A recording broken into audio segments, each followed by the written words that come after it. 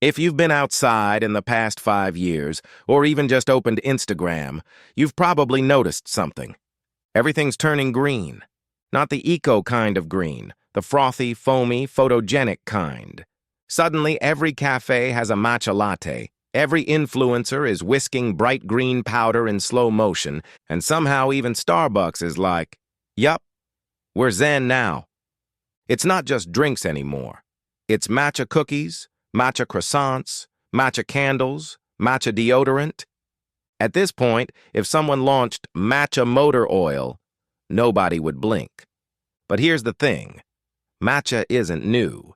This stuff has been around for centuries, long before it got its own hashtag.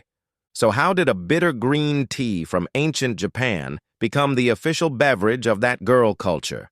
Wellness influencers and stressed-out millennials pretending they're calm? Spoiler. It's part ancient ritual, part marketing magic, and part caffeine addiction dressed in mindfulness robes. So grab your bamboo whisk, or, let's be honest, your $7 cafe cup. Because today, we're asking, why is matcha everywhere? And hey, if this video calms you down even half as much as a matcha latte claims to, hit subscribe. It's good for your inner peace and my algorithm.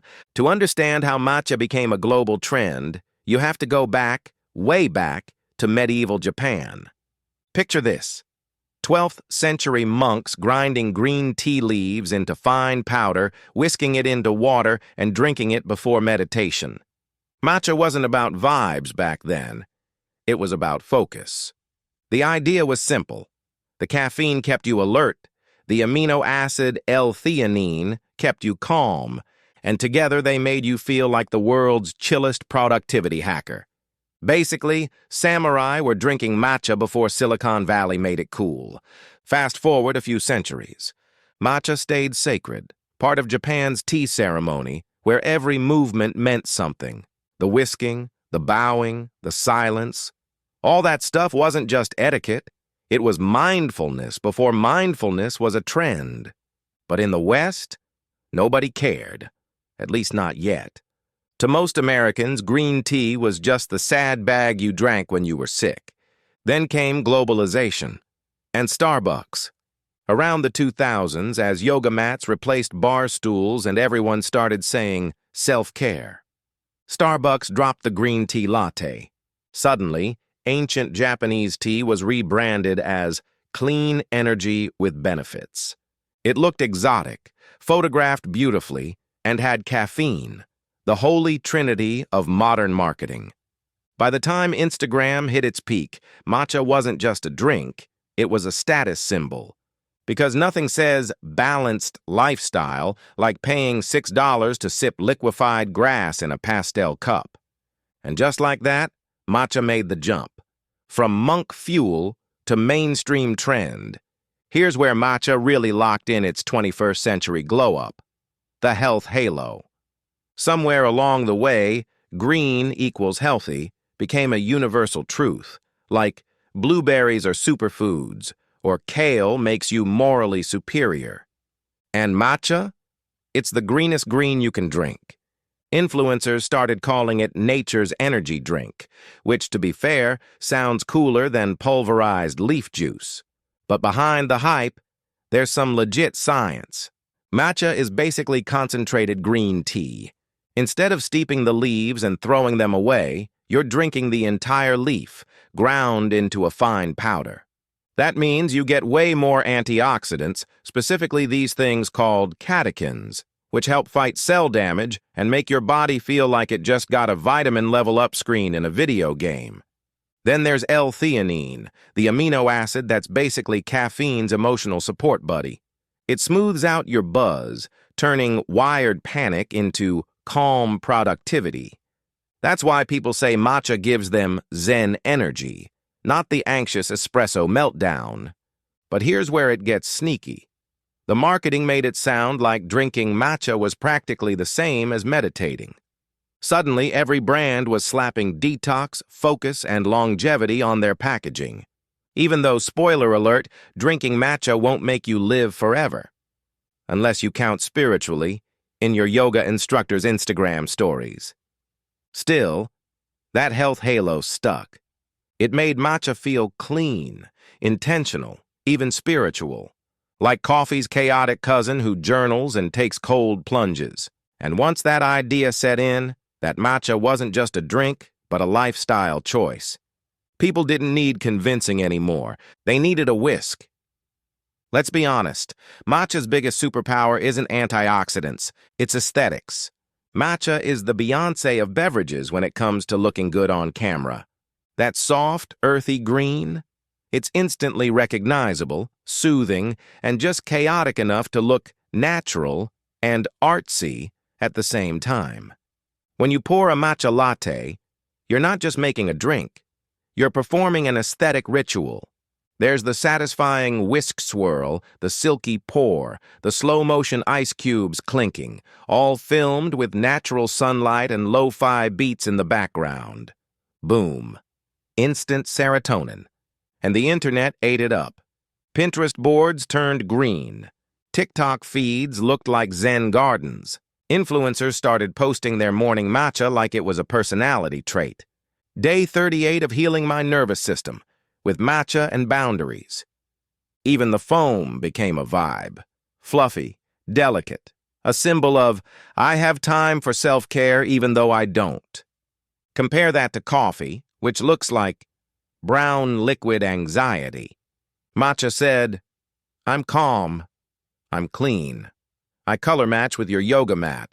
And that's exactly why brands jumped in. Skincare companies made matcha face masks. Clothing lines made matcha green, the new beige. Suddenly, the look of matcha mattered more than the taste. Because here's the truth. A lot of people don't even like how matcha tastes. They like what it means. It's less about flavor and more about vibe. If you think the matcha craze happened naturally, oh no. This was premium-grade marketing sorcery. See, matcha started as a niche import for tea nerds and wellness bloggers. But then brands realized something big. You could take a $20 tin of powdered tea, sprinkle in words like ceremonial grade and antioxidant rich, and suddenly, boom, it's a $45 lifestyle purchase.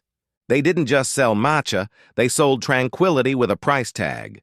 Every brand started crafting the same kind of aesthetic. Clean fonts, bamboo whisks, and phrases like intentional mornings and slow energy. The whole thing looked less like food packaging and more like a meditation app. And it worked. Because when you're scrolling online, the vibe sells better than the science. Matcha became the perfect wellness signal. It told people, I care about my health, but in a minimalist, non-threatening way. Then came the celebrity stamp of approval. Matcha lattes in the hands of Emma Chamberlain, Billie Eilish, and Hailey Bieber, the holy trinity of Gen Z influence. Suddenly, matcha wasn't tea. It was aesthetic clout. Even coffee shops rebranded to ride the wave.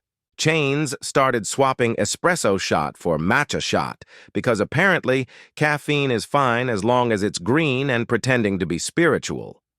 Matcha became everything: a drink, a brand, a lifestyle accessory. It's capitalism disguised as calm. A $6 sip of serenity. And somehow, we all lined up for it. So how big did the matcha wave actually get? Let's put it this way. Matcha isn't just a drink anymore. It's a genre. On TikTok, the hashtag #matcha has billions of views. People film their morning whisk like it's a religious ceremony. Bamboo tools, slow pour, lo-fi music, soft lighting. It's not caffeine, it's cinematography. Meanwhile, cafes are competing for the most matcha-core vibe possible. Marble countertops, neutral tones, and glass straws so delicate you're afraid to breathe.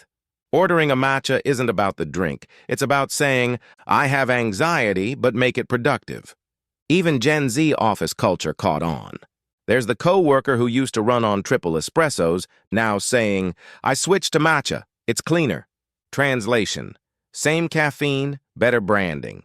And just when you thought it peaked, matcha invaded everything. Protein shakes, ice cream, donuts, candles, and even cocktails. We've officially turned ancient tea into an omnipresent lifestyle symbol. It's calm chaos, green serenity, a mood you can sip and post about. So yeah, matcha isn't just tea anymore. It's a mirror for everything we crave right now. Calm, focus, and a little aesthetic control in a messy world. We drink it because it feels balanced, even when our lives aren't. Because deep down, we all want to believe there's a magical green powder that can fix burnout and make our mornings look like an ad for inner peace. But here's the truth. It's not the matcha that's addictive. It's the moment. That tiny pause between the whisk and the sip, where you get to pretend everything's fine, even just for a second.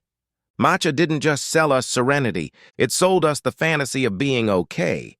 So the next time you post your morning matcha, remember, it's not just tea, it's therapy with foam. And hey, if you like this little sip of clarity, go ahead and subscribe. It's free, frothy, and 100% algorithm approved.